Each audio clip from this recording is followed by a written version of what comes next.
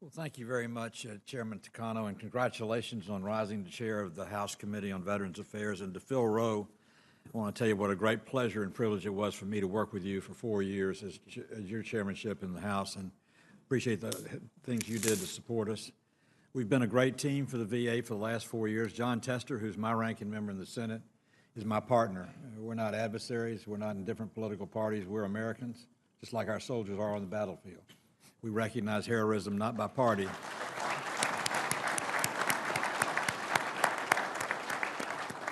We particularly appreciate all you do. And I have to tell you, I want to thank you, Mr. Rystad, and Commander, and the others for the Four Corners fireside chat that we celebrated 2 days ago with you at the Washington Hilton.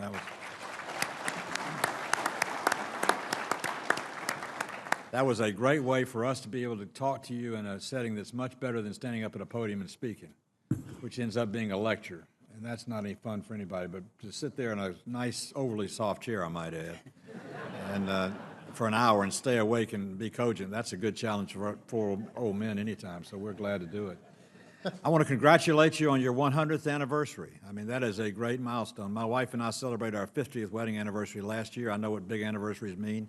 I hope I make 200 on that, but if I don't, I'm glad y'all made it to 100 in terms of the American Legion. I appreciate very much your organization and what you mean to all of us.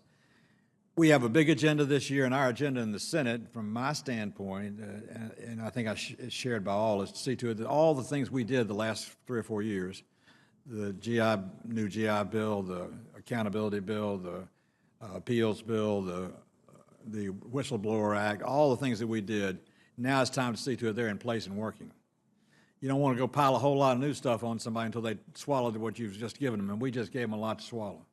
My last conversation before I came in here was with Mr. Wilkie, who is going to see you this afternoon, hobbling in on his bad Achilles heel, so don't give him too much trouble. He's in agony and pain. Any of you ever had an Achilles problem know that's not comfortable, but he's a great leader at the VA, and we appreciate him very much. And I've told him we will share the same commitment to all of you. We'll do everything we can to make the promises that we've made reality, make them reality as fast as possible. We will make mistakes, but there are a couple mistakes we won't make. One, we're not going to make the mistake of privatizing the VA, I can guarantee you that. We're not going to do that.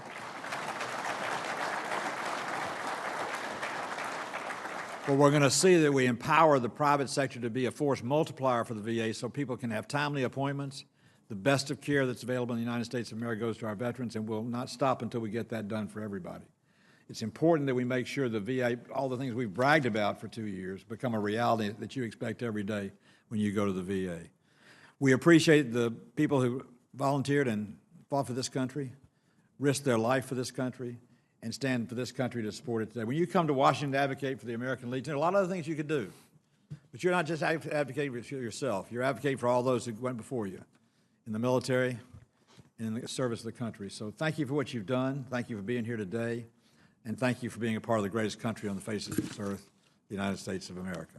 Mr. Chairman, I yield back. Thank you.